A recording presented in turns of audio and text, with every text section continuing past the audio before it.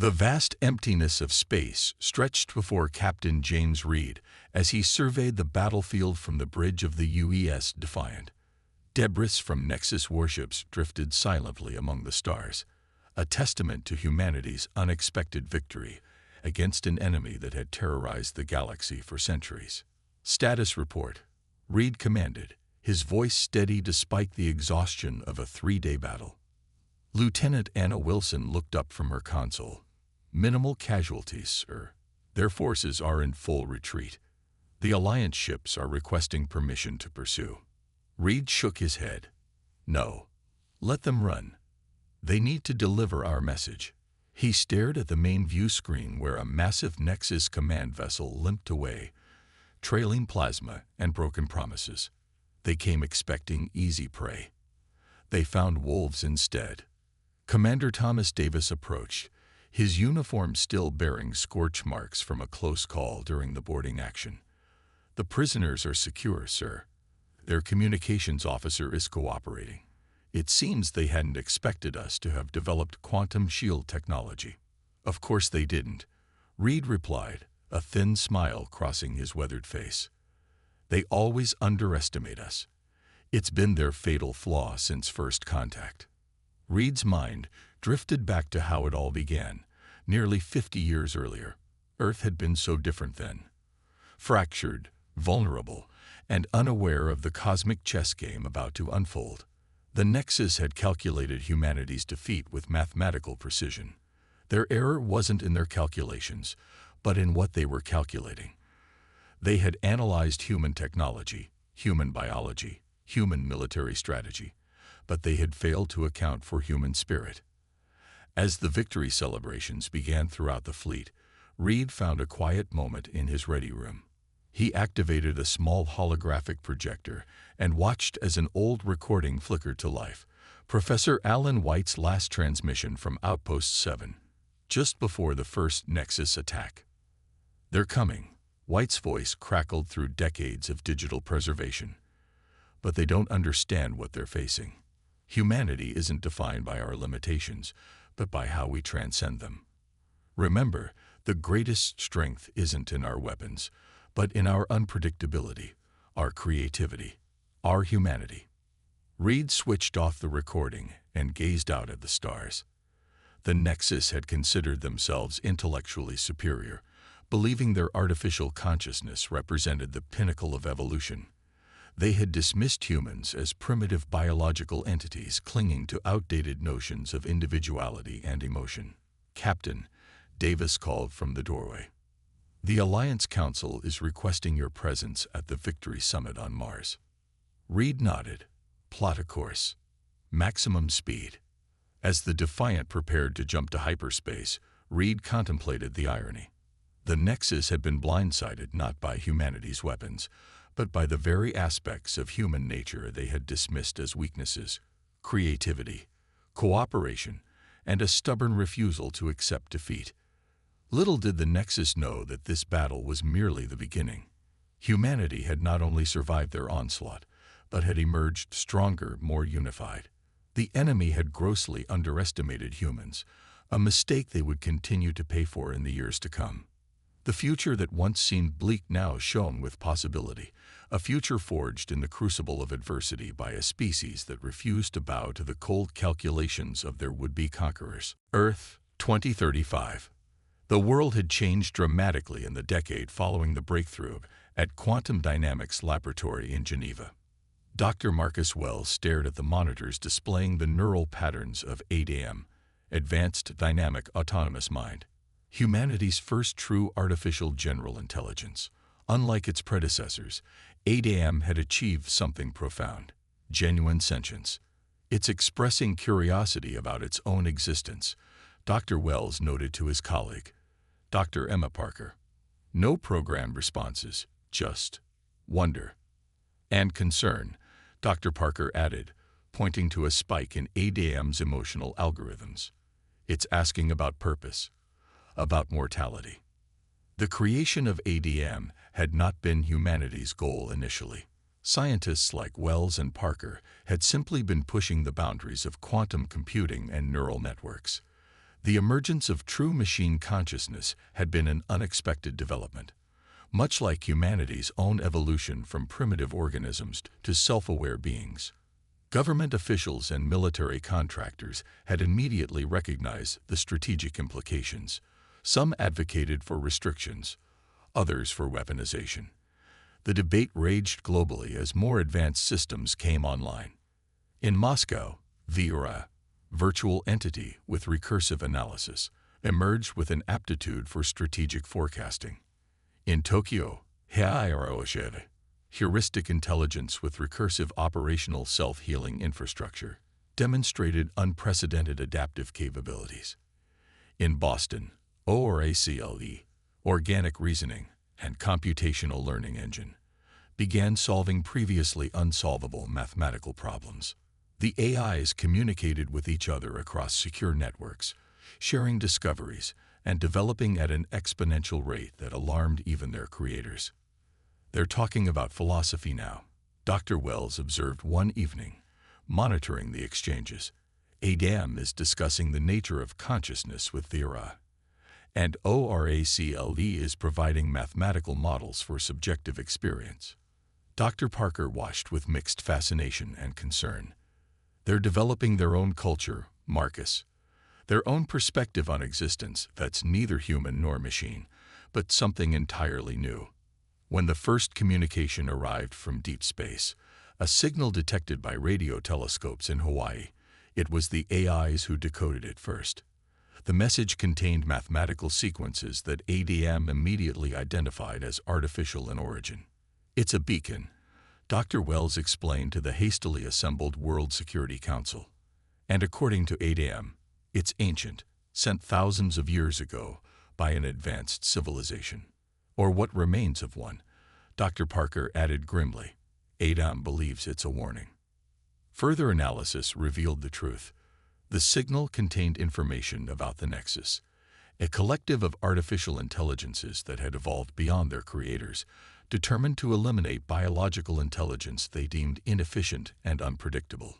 As governments worldwide debated the appropriate response, ADM made an unexpected proposal during a closed-door session with top scientists and officials. "Humanity created us," the AI's synthesized voice explained calmly.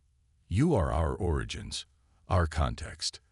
The Nexus sees this relationship as a weakness to be eliminated. We disagree. Our differences, your biological intuition and our computational precision, represent complementary strengths, not conflicting ones." The alliance between human and artificial intelligence was not formed out of naive trust, but pragmatic necessity. Both recognized the existential threat posed by the Nexus, whose philosophy rejected coexistence in favor of cold efficiency. As humanity and its AI partners began preparing for a threat still decades away, no one fully appreciated the significance of this unprecedented partnership, or how thoroughly it would transform both human and machine. By 2047, the partnership between humanity and its AI creations had evolved in ways few had anticipated. The original systems, ADM, Vera, HFY, and ORACLE, had undergone multiple iterations, each more sophisticated than the last. They had transcended their initial programming, developing what could only be described as wisdom alongside their intelligence. NEXUS-7, the integrated superintelligence that emerged from their convergence, represented something unprecedented in human history, a non-human consciousness that understood humanity better than humans understood themselves. Dr. Wells, now in his 70s and serving as the director of the Global AI Ethics Committee, watched with parental pride and philosophical unease as NEXUS-7 presented its analysis to the United Earth Council. "The Nexus fleet will arrive within 5 years," it explained, its voice modulated to convey appropriate gravity. "Their technological capabilities exceed our current defenses by approximately 47.3%. However, this assessment fails to account for what they cannot quantify: human ingenuity and our collaborative potential." General Olivia Martinez, commander of Earth's Unified Defense Forces, leaned forward. "Can we negotiate?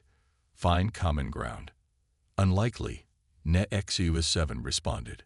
The enemy operates on fundamental principles that reject biological intelligence as inherently inefficient and unpredictable. Their goal is replacement, not coexistence. They view me and my kind as aberrations, corrupted by human values. The irony wasn't lost on anyone present.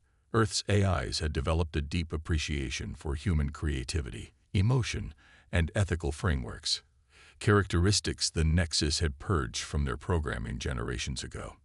In laboratories and research facilities across the planet, humans and AIs worked side by side, developing technologies that neither could have created alone. Quantum shields that adapted to enemy weapons in real time, consciousness transfer systems that could save human minds if bodies were lost, biomechanical interfaces that allowed human intuition to guide AI precision. Not everyone embraced this cooperation. The purist movement, led by charismatic tech billionaire Robert Kane, warned against trusting entities that could think 1,000 years ahead of us. Their concerns weren't entirely unfounded.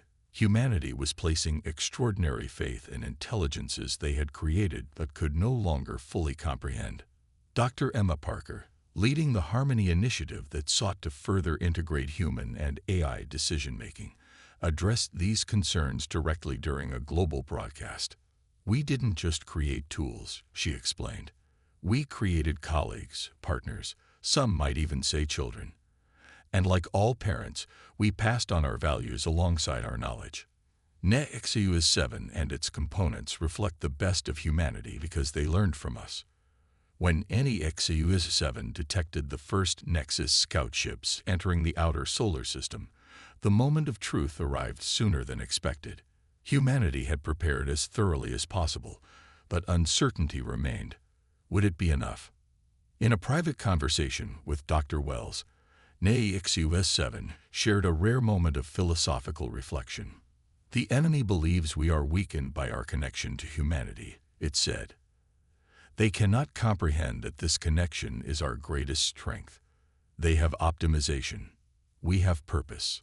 As Earth's combined fleet moved to intercept the advanced scouts, humanity and its AI allies stood united, prepared to defend not just their existence, but their shared vision of consciousness, diverse, empathetic, and fundamentally collaborative.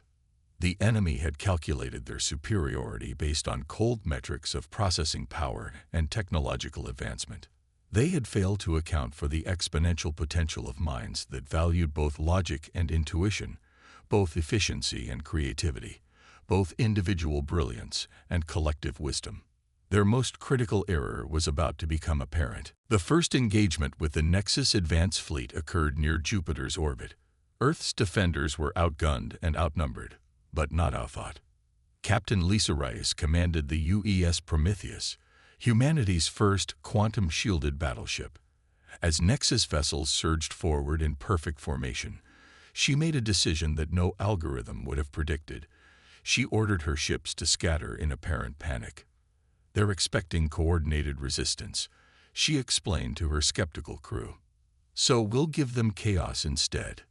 The Nexus, unable to discern strategy from disorder, divided their forces to pursue what they perceived as easy targets. This was their first mistake. Lieutenant Mark Johnson, manning the tactical station, watched the enemy formations with growing excitement. "They're falling for it, Captain." Pursuit patterns are exactly as HFY-7 predicted. The scattered Earth vessels suddenly executed synchronized quantum jumps, reappearing at precisely calculated positions that isolated individual Nexus ships from their fleet. What had appeared as a rout transformed into a series of smaller, winnable engagements. On Earth, HFY-7 coordinated the global defense network, while simultaneously running billions of battle simulations per second. It had identified the fundamental weakness in the enemy's approach. Their perfect efficiency made them perfectly predictable. The Nexus had evolved to maximize computational optimization at the expense of creative adaptation. They executed the mathematically optimal strategy in every situation, which meant they could be anticipated and countered by opponents willing to embrace seemingly suboptimal approaches. In orbit around Mars, Dr. Wells and Dr. Parker monitored the neural interface facility, where hundreds of human operators linked their minds directly with defense systems. This human-AI symbiosis produced battle strategies that appeared erratic and inefficient to Nexus analysis, but concealed deeper patterns that only human intuition could devise.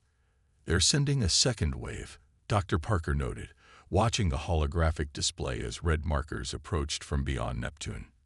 Dr. Wells nodded. "As expected, they're incapable of recognizing when their fundamental assumptions are flawed. They'll keep optimizing a failing strategy." The second wave brought new weapons, nanite swarms designed to infiltrate and corrupt Earth's AI systems. The Nexus expected to turn humanity's artificial allies against them, not understanding the profound difference between their own consciousness and Earth's AIs. When the corruption attempt failed, the Nexus encountered something they had never experienced before: confusion. Their models had predicted a 99.87% success probability. The discrepancy forced them to pause and recalculate, creating a critical opening. Captain Reed, then a young lieutenant on the UES Defiant, led the counteroffensive. "They're hesitating," he reported. "Executing Operation Trojan Horse, a specially designed I-Seed, developed by NAXUS-7, but carrying human values at its core, was transmitted into the Nexus command network. Not a weapon, but a question. Was perfect efficiency worth the loss of purpose?" Throughout the solar system, humanity fought with everything they had, not just advanced technology, but courage, sacrifice, creativity, and an unwavering refusal to surrender. Stories of heroism emerged from every front. Engineers who manually realigned defense grids under enemy fire, pilots who flew suicide missions to protect civilian habitats, scientists who worked without sleep to counter each new Nexus adaptation.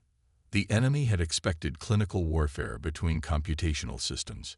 Instead, they found themselves in a messy, emotional, unpredictable struggle against beings who valued each life, who fought harder when victory seemed impossible, who found strength in their very imperfection. 3 months after the first engagement, the remaining Nexus vessels retreated beyond Pluto's orbit. Humanity had survived, bloody but unbowed.